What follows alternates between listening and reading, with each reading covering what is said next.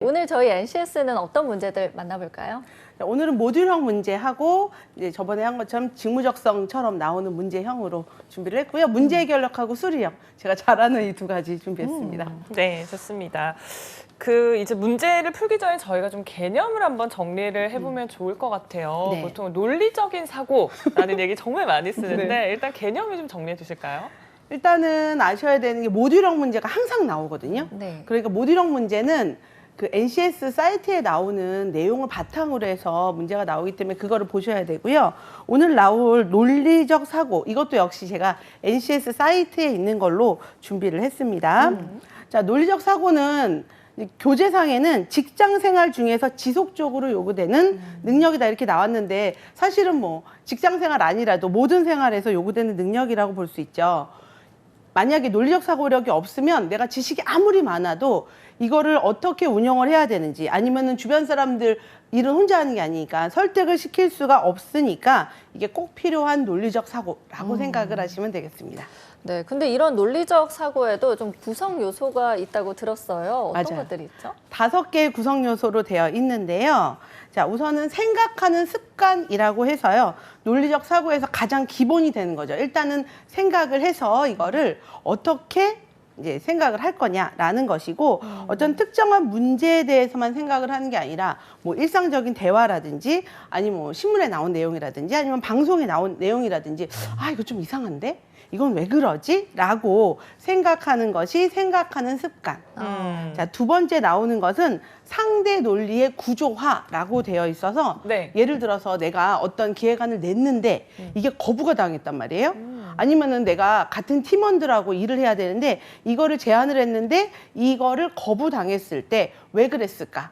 아, 왜 내 생각처럼 되지 않을까라고 생각하는 것이 상대 논리의 구조화고요. 문제와 연결이 되었을 때 다음 중 뭐 상대 논리의 구조화인 것은 아닌 것은 이렇게 나올 때 내가 제안한 것이 거절당했을 때 내가 어떻게 해야 되느냐. 그러니까 내 논리만으로 했을 때 내가 다 옳을 수가 없잖아요. 그래서 내 논리만으로 했을 때는 독선에 빠질 수 있기 때문에 상대 논리의 구조화를 해야 된다라는 게 두 번째 요소고요. 네. 세 번째 나오는 것은 구체적인 생각이에요.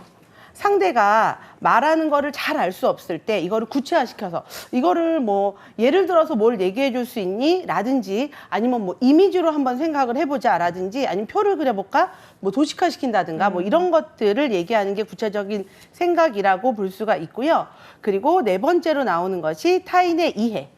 내 주장이 반론을 제시를 할 때 상대의 주장을 전부 부정을 하면 안 되고 이 사람이 왜 이렇게 생각하는지 당신이 말하고 있는 것이 이 부분은 이유가 되지 못한다라고 하는 그런 부정 말고 아, 이거는 이렇게 하는 게 어떨까요? 라고 얘기하는 것들이 타인에 대한 이해다라고 보시면 되고요. 마지막 5번째 나오는 것이 설득이라는 겁니다.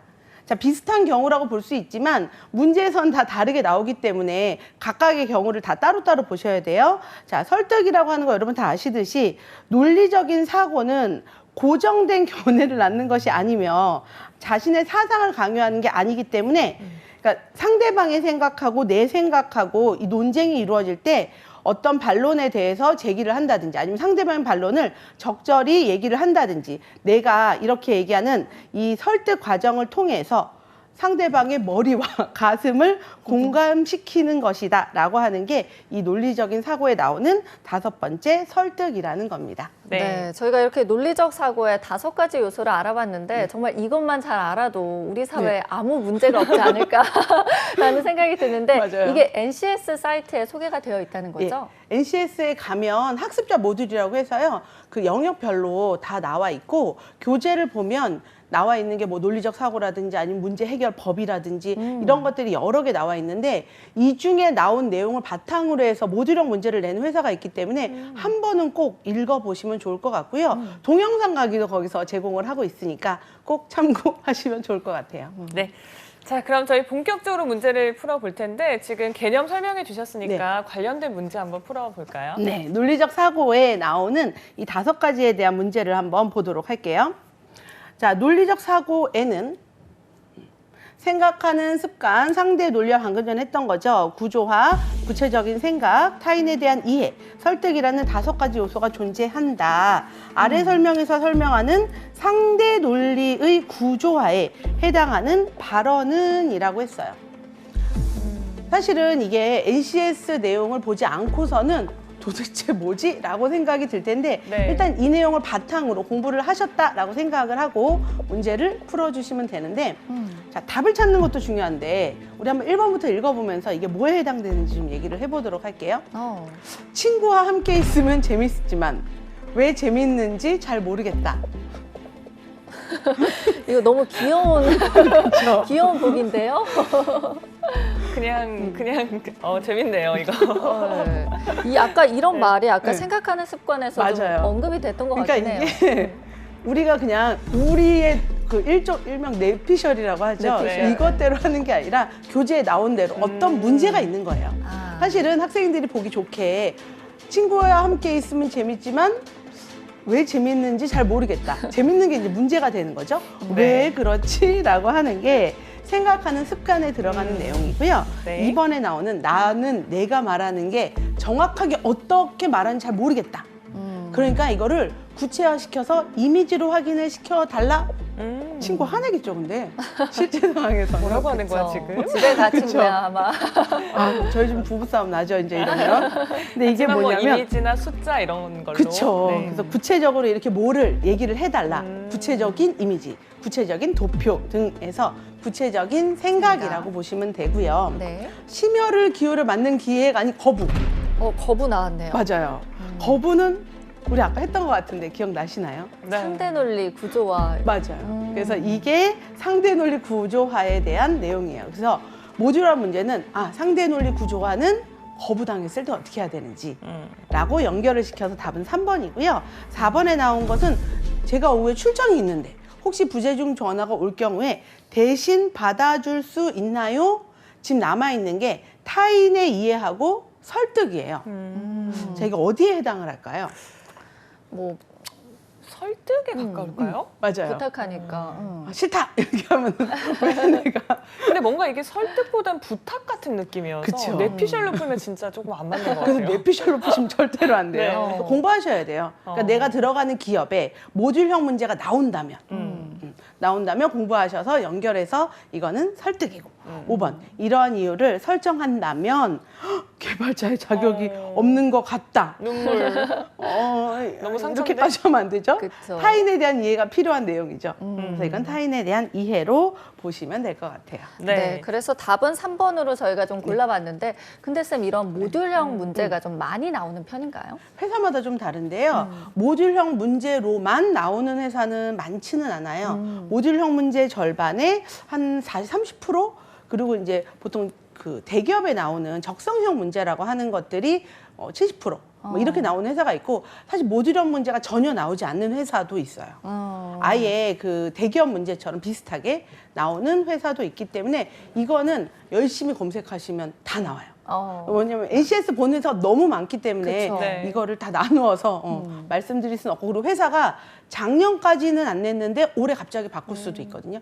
그래서 어느 정도는 한 번 정도만 읽으면 다 아는 내용이니까 이건 좀 봐주시면 좋을 것 같아요. 네, 일단 뭐 다 대비해두면 좋으니까요. NCS 들어가서 한번 그럼요. 확인해보면 좋을 것 같습니다. 저희 그럼 다음 문제도 한번 알아볼게요. 자, 이 문제가 이제 적성형 문제라고 해서 NCS에서도 나오고 대기업에서 나오는 그런 유형인데요.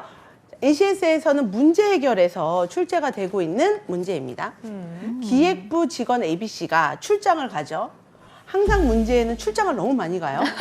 대구, 울산, 창원으로 뭔가를 하러 출장을 갑니다. 다음 내용이 모두 참이라고 할 때 옳지 않은 진술은 이라고 얘기를 했어요. 네. 자, 문제를 보면 3명은 각자 다른 도시로 출장을 가는데 출장은 총 2차로 진행이 된다.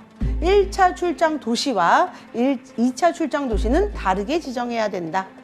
디귿에 나온 내용은 A는 정해졌죠. 1차 출장 도시로 대구를 지정을 했고 네. C는 2차 출장 도시로 창원을 지정했다. 있다라고 나와 있죠. 네. 자, 이렇게 나와 있고 5개의 보기가 나와 있고요.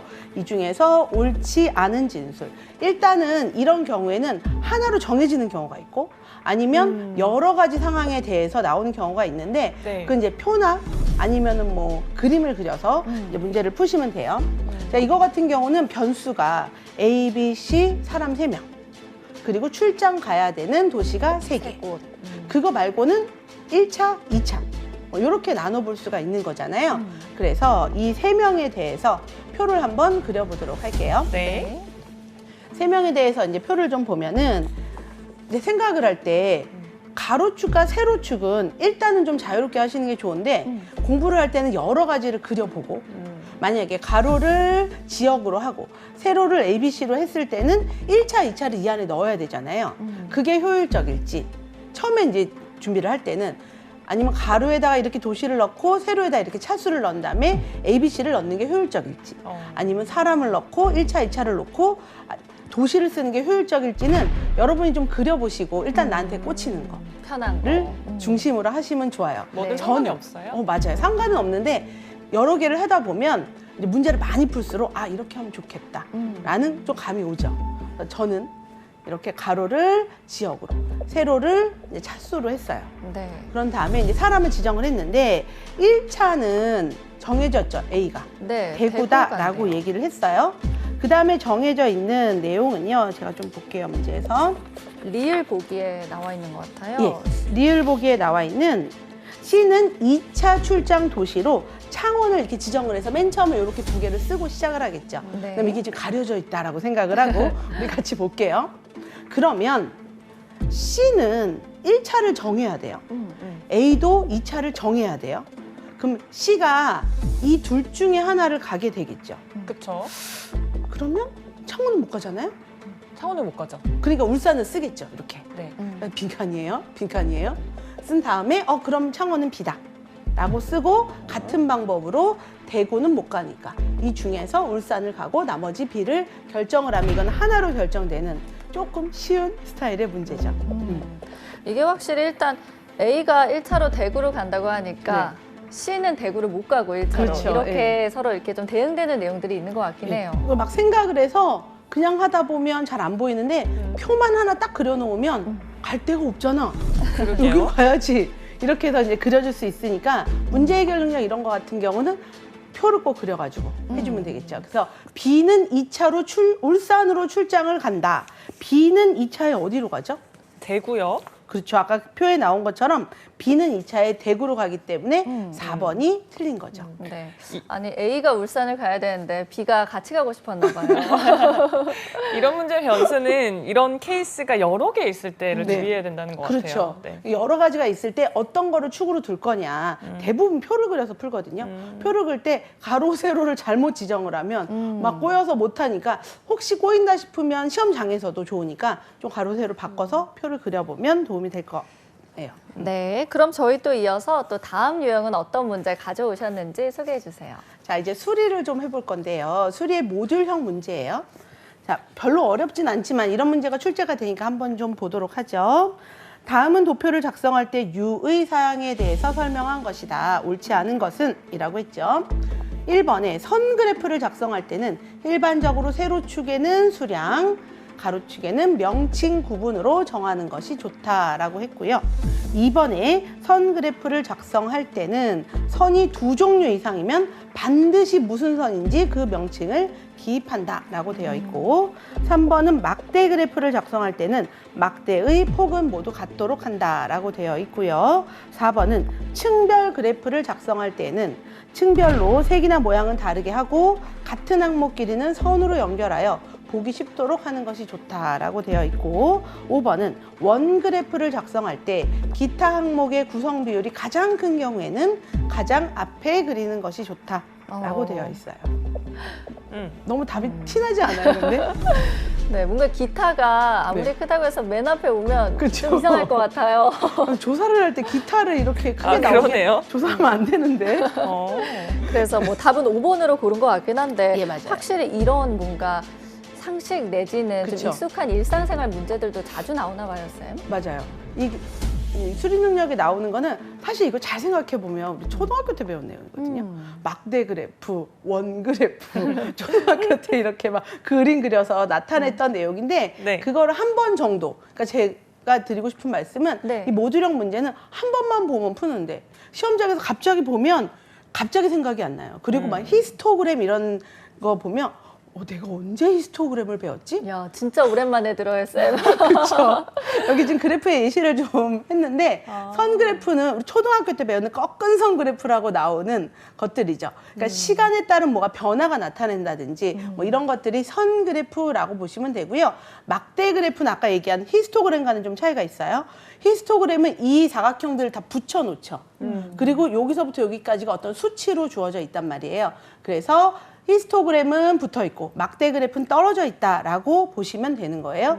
이렇게 가로축과 세로축에 어떤 거를 나타내는지 좀 보시면 됐고, 층별 그래프라고 하면 이게 이런 내용 없이 층별 그래프라는 용어만 보면 되게 어렵단 말이에요. 근데 층별 그래프라고 하는 거는 어떤 수치, 예를 들어 여기 보면 A, B, C, D 상품에 대해서 얼만큼 뭐 팔았느냐 아니면 얼만큼 샀느냐라는 내용을 이렇게 나타내고 있는 거잖아요. 그래서 이것들을 선으로 연결을 해주면 이게 눈으로 봤을 때 이게 구분이 잘 안 되는 경우들도 있기 때문에 선으로 나타내주면 이게 어떻게 움직이고 있는지를 파악을 할 수 있다라고 볼 수가 있는 거죠. 네. 자, 그러네요. 원 그래프도 있으면 좀 한번 볼까요? 네.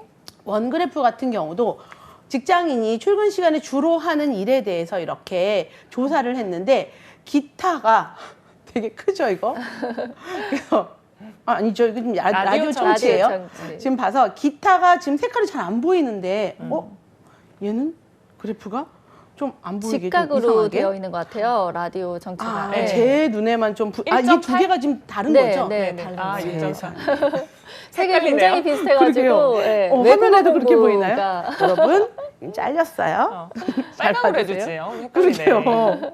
이분이 네. 색깔 빨간색을 구분 못하시는 분인가 봐요. 근데 이게 참 그냥 별거 아닐 수도 있는데 가장 큰 경우에는 가장 앞에 그린다라는 게 원에서 가장 앞이라는 의미도 조금 애매모호한데요, 이 표현도? 이게 네. 저도 사실은 이거 NCS 사이트에 있는 문제인데 이거를 보면서 저 처음에 앞에 그리는 게 뭐지?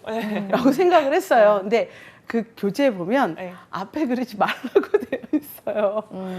앞에라고 하는 거는 사실은 여기를 중심으로 앞이기는 해요. 시계를 예, 생각해서. 예. 그래서 지금 기타가 지금 이거 같은 경우도 그 NCS에 따르면 잘못 그린 그래프로 제가 지금 그렇죠. 얘를 지금 가져온 건데 1.8이 네, 기타인데 요만큼.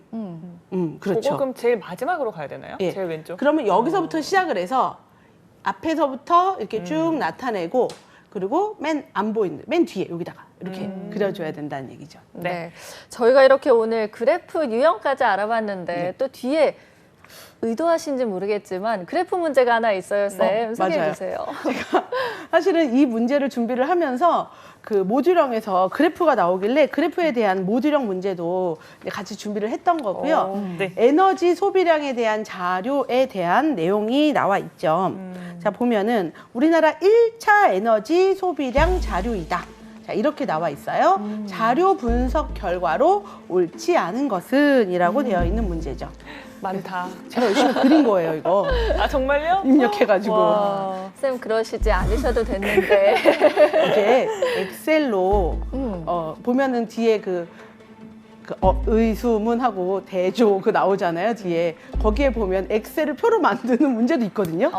실제로 NCS에 네. 제가 그거에 맞춰서 NCS에 따라서 그린 야, 그래프입니다. 야. 대단하십니다. 1차 에너지. 근데 제가 이거 선으로 연결하고 싶었는데 사실 변명이 이거예요. 선으로 연결하는 방법을 몰라서 그쵸. NCS에 따라서 그리고 싶었는데 아까 앞에서는 확실히 줄이 있었던 것 같긴 해요. 제가 이거를 실패했습니다. 그리는 거를. 네, 그거는 조금 감안해 주시고요. 네. 이게 한국철도공사 기출문제인 예, 맞아요. 거잖아요. 예. 그러다 보니까 에너지 소비량 문제인 것 같습니다. 그리고 잠깐 얘기하면 학생들이 갔다 와서 이거 물어보더라고요. 토. 그러네요. 당이요. 발가락이 나왔다고. 발톱인가요, 저게? 이상하게 그죠? 학생 때 문제 풀면은 저런 뭐랄까 작은 부분에 집착하게 돼요. 그러니까요. 찾아봤잖아요. 제가 과학학도가 아니라 수학과니까 네. 저런 거 잘 몰라가 찾아봤어요. 학생들이 물어보길래 우리 같이 찾아보자 했는데 저거는 그 에너지의 단위래요. 아, 에너지의 단위. 새로운 와. 걸 하나 그때 배웠었어요. 그러네요. 그러니까 하지만 뭐 문제 푸는데 전혀 상관이 없다는 아쉬운. 정말 맞아요. 그래서 제가 아니 문제를 풀어야지 왜 그걸 보고 있었니 했는데 좋습니다. 일단 네. 이렇게 가로와 세로축에는 가로에는 연도가 세로에는 이렇게 백만토라는 그 토라고 있겠죠? 저 TO이라는 그런 단위가 주어져 있고요.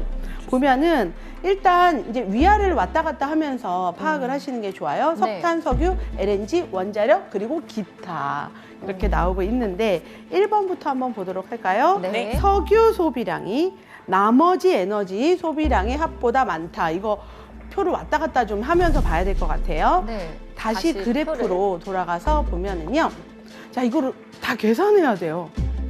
석유 소비량이 나머지 에너지 소비량의 합보다 이게 다 더해야 되죠.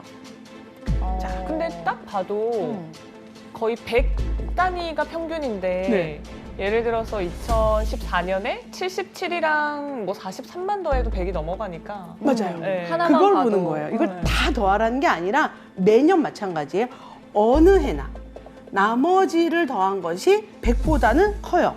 그러니까 나머지 합보다 많다가 거짓말이죠. 그렇죠. 네. 그다음에 2번을 보면은 석탄 소비량이 완만한 하락세를 보이고 있다라고 했어요. 석탄 소비량을 좀 보도록 할까요? 자, 석탄은 석탄은 파란색. 죄송해요. 왔다 갔다 할 거예요. 석탄은 완만한 하락이면 내려가는 거잖아요. 네. 근데 뭐 증가네요. 네, 대략적으로 증가하는. 한 번은 감소하지만 그러네. 대략적으로 증가하는 모양이다라고 보시면 되고요. 3번에 나오는 기타 에너지 소비량은 지속적으로 감소하는 추세이다라고 되어 있어요. 자, 지속적으로 감소하면 한 번도 증가하면 안 되겠죠? 에이? 계속 늘어나네요. 증가하고 있어요? 아니에요. 네. 4번. 원자력 소비량은 증감을 거듭하고 있다. 라고 되어 있는데, 볼까요? 원자력은 노란색이에요. 네. 그래서 시험에 가면 이 문제 빨리 풀어야 되는데 위아래를 이렇게 봐가면서 손가락 2개로 풀게 되죠. 쑥 보니까 증감을 거듭하고 있어요. 그러네요. 그러니까 옳은 것을 찾는 문제니까 4번이 맞는 거고요. 5번에 최근 LNG 소비량의 증가 추세는 정도가 심화되었다. 볼까요? LNG가 회색이죠. 회색이죠. 심화되었다고 하기에는 여기도 막 감소하고 있기 때문에 네. 감소했네요. 증가 추세가 심화되었다. 심화되는 거 확 커지는 것을 심화되었다라고 하기 때문에 5번은 잘못된 거죠. 쌤, 그러면은 이런 문제에서 증감을 거듭한다고 하면 꼭 증가 감소 이런 패턴이 아니어도 뭐 증가 감소 네. 감소도 증감 추세라고 그렇죠. 말을 할 수 있는 예. 거죠. 증가를 지속하고 있다 해서 정말 살짝 떨어져도 이건 아닌 거예요. 그 추세를 봐야 되겠습니다. 네. 네, 그러면은 저희가 사실 뭐 문제가 하나 더 있는 것 같긴 한데 시간상 그거는 못할 것 같죠. 힘드니까 네, 다음에 네. 기약하면서 제가 다음에 준비해 올게요. 네, 마지막으로 저희 조언 한마디 좀 들어볼게요. 제가 처음에도 우리가 얘기했던 게 추운데 어떻게 해야 되느냐라고 하는데 정말 추운데 대한민국 아줌마로서 잔소리 좀 할게요. 제발 밖에 나가지 마시고 어디 모여서 여러분, 근데 이건 아셔야 돼요. 혹시나 격리되면 시험 보러 못 가잖아요. 그럼 열심히 준비하고 격리해서 뭐 공부할 거예요, 지금? 아니죠. 제가 최근에 학생들이 조금 돌아다니기 시작해서 자꾸 잔소리 하는데 밖에 많이 나가지 마시고 스터디할 때 마스크 꼭 쓰시고 그리고 물 많이 드세요. 물 많이 드시면서 공부하시고 시험 날짜 나오면 딱 긴장하고 딴 거 하지 마시고 공부에 매진하시기를 부탁드리겠습니다.